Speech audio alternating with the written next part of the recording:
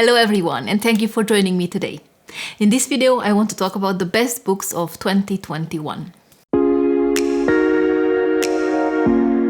So I hope you had a really nice Christmas with your family and with your friends, and you're enjoying this time between the two holidays, so to speak.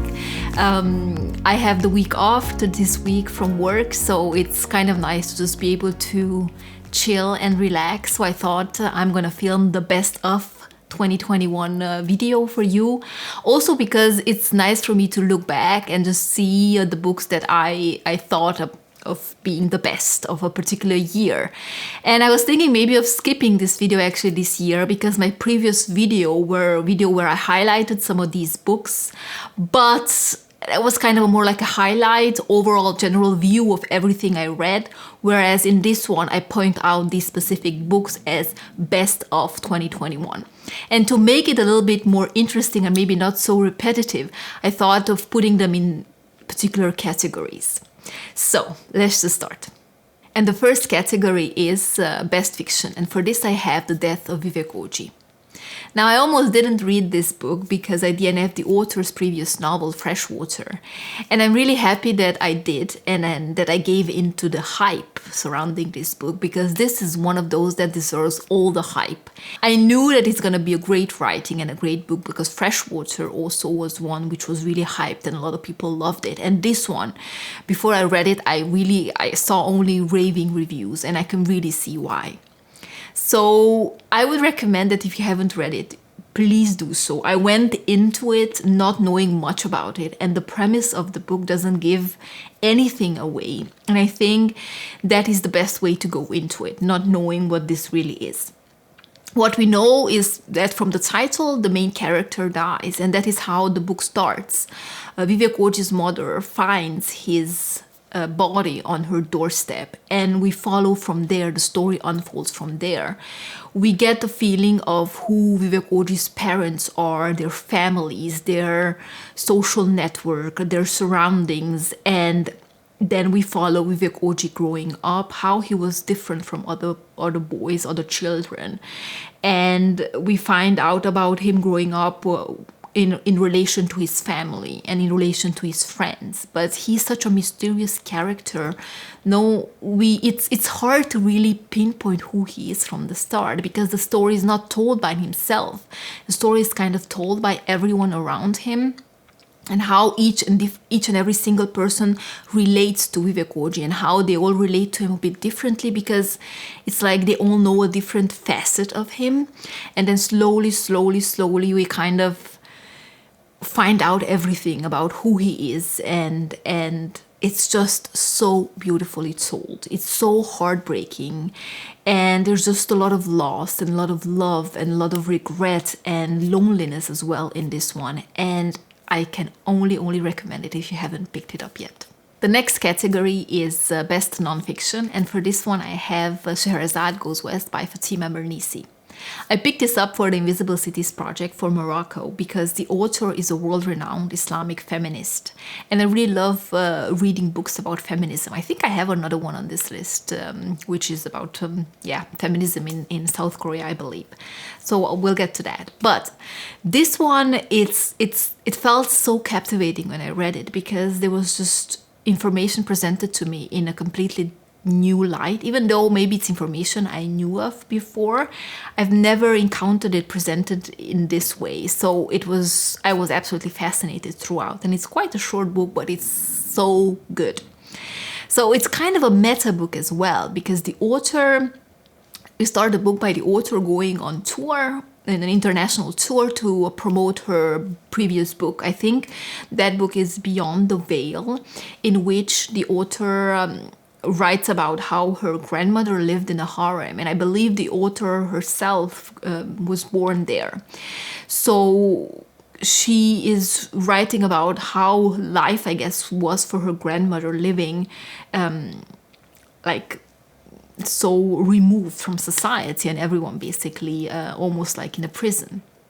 So that's how she sees the harem and the world.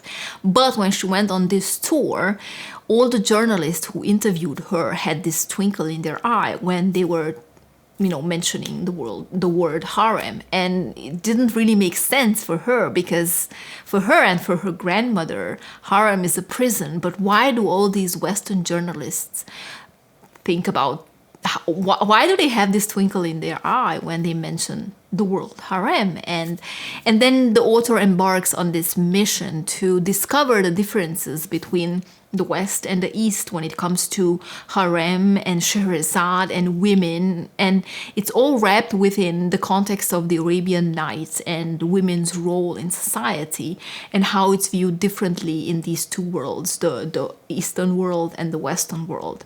And I just found it so engrossing and so captivating. So if you love nonfiction books, if you love books about feminism, I think this is definitely one to check out. Even though the ideas might not be so groundbreaking, I think there are other books on this topic out there, but this was the first entry on this topic for me. So I really enjoyed it. The next category is Best Memoir. And for this, I could have highlighted any of the other memoirs I read this year. But for the purpose of this video, I'm going to highlight Infidel by Ayaan Hirsi Ali.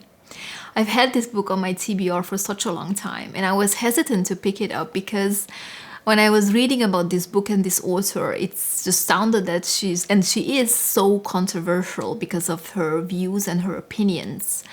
But I'm really happy I read it because it was an amazing book to read, even though it's such a hard one as well. The author, Ayaan Hirsi Ali, she grew up in Kenya for the most part, but she's from Somalia, and she also lived for a period of time in Saudi Arabia. So the biggest chunk of this book is her childhood and growing up within this really religious and very fundamentalist environment where she's really looking at herself and how it is to be a woman in this environment where the clan is everything, and you belonging to the clan means that you're protected, but it also means that as a woman you're kind of a property and you don't have a lot of options. So she flees to the Netherlands because they want to force her into this marriage to this, I think, Canadian Muslim man, and she doesn't want that for herself. She wants a different life, I guess. And she flees to the Netherlands where she seeks asylum, and there she goes and studies. She studies political science, and she becomes a politician, and she's elected into the Dutch parliament, I believe. She has really strong opinions, and that's why I think she became famous. And she was also threatened because she made this short film with I think Theo van Gogh, who was actually murdered in the Netherlands because of this movie, in which they portray sequences from the life of Muslim women. So her life was also threatened, and she fled. And I think her citizenship was also taken, which I think afterwards was given back. It was a whole thing. And now I think she lives in the US. So this book is detailing her life up to the point, I think, when she moved to the US. So it's a hard story to read because her life was... In her life, she suffered a lot because of her environment and growing up in that really strict Muslim and religious clan. And she suffered genital mutilation, and she suffered beatings, and her life as a woman was really hard. And then she fought to get a better life, and she fights for her beliefs. And her beliefs are controversial. And of course, I mean, it's an interesting view at her life. And I'm really happy I read it. And I think she has a lot of other books out as well. And I will definitely pick up more of those. So if you haven't read this book and you love memoirs, I would highly recommend it. The next category is Best Sci-Fi Fantasy. And for this one, I have Frank Herbert's Dune. Now, when I heard that the movie is going to come out, I knew that 2021 is going to be the year I'm going to read this book. Because this world has fascinated me ever since I've seen the original Dune adaptation from the 80s, which looking at it, watching that movie with modern eyes, it's really terrible. But I really was fascinated by this whole world building and the planet and everything about it. So I knew that 2021 is going to be the year for me, and I wasn't disappointed. I've seen the movie twice since it came out, and I managed to finish this book as well, even though it took me some time, because it's like 500-ish pages, but there's so much packed into it. I mean, you can tell that it's been written in 1965, but it's not hard to read at all. It's quite easy to read and understand, and that was one thing that was surprising for me, because I was afraid that it's going to be one of those really meandering, hard classic sci-fi books, and it's not. And I can see why it really appeals to a wider audience and why it's still popular today. So I don't know. I don't think I need to talk a lot about it. But if you haven't read it, please do so. I understand why it's not everyone's cup of tea, but because it's written quite differently from modern fantasy. I cannot really compare it to sci-fi because I don't read a lot of sci-fi, but I can compare it to a lot of fantasy. And for me, feels a bit like a fantasy because it's set on this planet, Arrakis. But I guess technically it's sci-fi. So the way it differs from modern fantasy and sci-fi maybe as well is that it's really written so compacted, and I think it's taking almost like it feels like it's taking moments in time and just stringing them along into this longer narrative. It feels like modern fantasy takes like a chunk of time, maybe some months or years, and really focuses on each and every single detail and the characters, and it's much more a flowy narrative. Whereas this is, I think it's much chunkier and much more fragmented in a way, but it's also a lot of information and a lot of world building packed into it. And it is a chunky one, but it's divided into 3 books. And when you think about the movie is only book 1 plus a sliver of book 2. So it really excites me as well to continue watching the movie adaptation when they come out. But I will definitely continue with this series, and I already bought the second one, Dune Messiah, and I think I won't wait too long to read that one.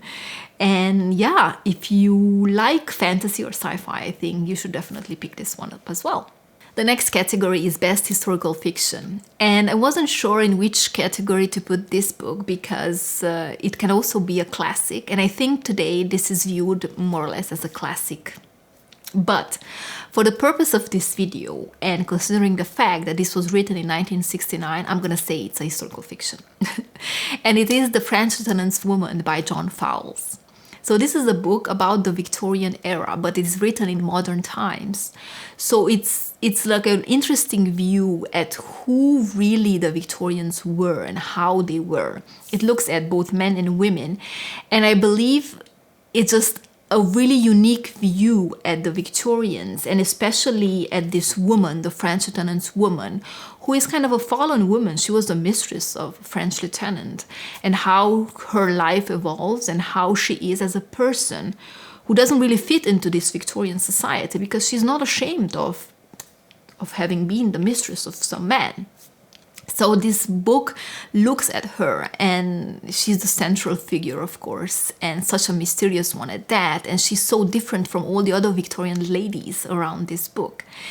And it is set at Lyme Regis, which is a seaside town. It starts out at the pier, and it is the same location in which is also in Persuasion, where they go, and where one of the Musgrove girls, I think, falls off the pier, I believe. So that's where the book starts, and that's where we first encounter the French lieutenant's woman, because she's standing at the pier and just looking out at the sea. And apart from her, the other main characters are this couple who are recently engaged. And they're more of like the really typical Victorians, I would say, but their lives is gonna get disrupted by this French lieutenant's woman because the man falls in love with her. And I think it's just an amazing view of how Victorians were, because you normally read about Victorians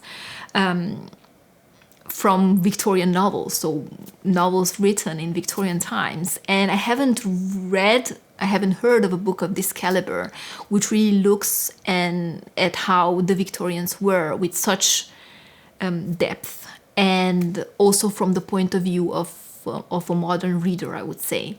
So if you haven't read this book, please do so, because it's just absolutely amazing. And especially if you love Victorian novels, I think this is definitely a must-read.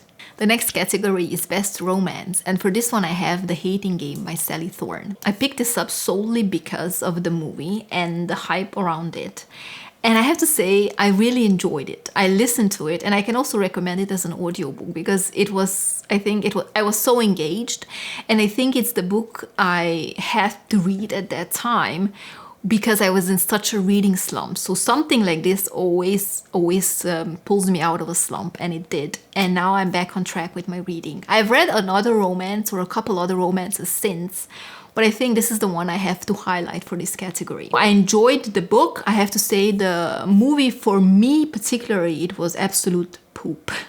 So and I also bought it because it wasn't out to be borrowed yet. So yeah, I don't know what else to say. I watched it. I really love the main character, the way they're depicted in the movie, but there's so much lost from the book, and the tension which should have been there and heightened and heightened and heightened was absolutely nowhere in the movie. So if you love romances, do yourself a favor and read this if you haven't done so. And now I'm definitely looking at the other best romances from the Goodreads Choice Awards this year, and I'm going to read a couple of those as well. But it's good to have a romance sprinkled in with my reading every once in a while, especially when I sense a slump coming. So let me know if you also read some romances this year and what you thought about them. The next category is Best Classic, and for this one I have The Picture of Dorian Gray by Oscar Wilde. I have listened to this, so in audio format, for Weektober, and I'm regretting that a little bit because I feel like this book is one that I should read with my eyes and I should take my time with. I normally listen to my audiobooks at a bit faster pace, so I feel like I might have missed, or I might have read it too fast from that point of view, and I feel like this is something that you should really take your time with, because it's more like a book of ideas than anything else. I mean, it has a loose plot, but not the plot that drives this book. This is about how Dorian Gray was persuaded into believing that his looks is the only currency he has in this world, and it's the only thing he can offer to this world. And now, of course, there was a lot of intrigue surrounding this book when it came out, and I believe also the author was imprisoned. And there's like autobiographical elements to this book as well. I really love how the author puts the characters, how he says that Basil Hallward is what I think I am, Lord Henry is what the world thinks of me, and Dorian what I would like to be, in other ages perhaps. So yeah, I just think that I will need to really get back to this. It's such a short one, and I will probably reread it at some point. The next category is Best Murder Mystery, and for this one also I have a quite short one, and it is Hurricane Season by Fernanda Melchior. I picked this up also for the Invisible Cities project for Mexico, because this book is set in a really small, out-of-the-way Mexican town with, I would say, a few hundred people living there. So it's really, really a small town in which there is a witch, and this witch dies. So in this short book, each chapter follows a different person and how they were involved with the murder of this witch. And throughout these chapters, we discover not only who is behind this murder, but we discover the population of this town and their environment and their they as a community, and how absolutely horrific the situation it is they are in, because this is really a small town so out of the way, and it's just plagued by poverty, and it's plagued by superstition, and it's just, you feel like all the people in this book are really like human beings who are stripped of all of their humanity. So it's a hard one to read, almost horrific at times, but it's absolutely an amazing one as well. So if you haven't read it and you're not afraid to really, read about people who are kind of like stripped of all of their humanity, then this is definitely one I would recommend. And I will definitely pick up more of these authors' books in the future as soon as they're translated, I guess. But it was an absolutely harrowing experience, and it took me such a long time to read, despite it being really, really short. But it was just hard to read about human beings in that way. But it's something this year has taught me as well, is that I don't shy as much away from horror, or I'm not afraid of horror as I thought I would be, I guess. And this leads me to the next category, which is best horror. And for this, I have, I guess, either of these two short story collections. I cannot really pick, because in my head I see them as one for some reason, and maybe that's because I read them so close to each other. But it is Mariana Enriquez's short story collections, Things We Lost in the Fire, and the other one is The Dangers of Smoking in Bed. I was absolutely captivated by this author and her writing style. She's from Argentina, and she writes about contemporary Argentina. And there are common themes to both of these short story collections. As I said, I'm just mixing them in my head as just one thing. But it is, there are short stories which are about contemporary life in Argentina, mostly from the point of view of women, and there's a lot of children involved in it as well. And there's a lot of superstitious elements, paranormal elements, and of course horror elements in them. So it's not for the faint-hearted. And as I said for the previous one, Hurricane Season as well, I didn't think that horror is my jam, and I don't think it is in most cases. But for some reason, this author and her writing style is just so punchy and just so refreshing for some reason for me, that I just really couldn't get enough of her and her stories. I really found them captivating, and I hope more of her books are going to be translated to English, so I can also read maybe a full-length novel. I don't know. But if you haven't picked up Mariana Enriquez's short story collections and you like horror, please do so. I think they're just absolutely amazing. The next category is Best Contemporary Fiction, and for this one I have Kim Ji-young, born 1982, by Cho Nam-yu. I picked this up also for the Invisible Cities project. I think it was for South Korea, if I'm not mistaken. But I was absolutely fascinated by this novel, because this depicts the life of our main character, who is a woman. At the start of this book, she's like in her 30s, she just gave birth. But this book could be about any other South Korean woman. So it's like a typical South Korean existence as a woman. So in that sense, it's a very feminist novel. And it really looks like how society treats women, and how women are perceived by men, and what women's duties are, and what society expects of women.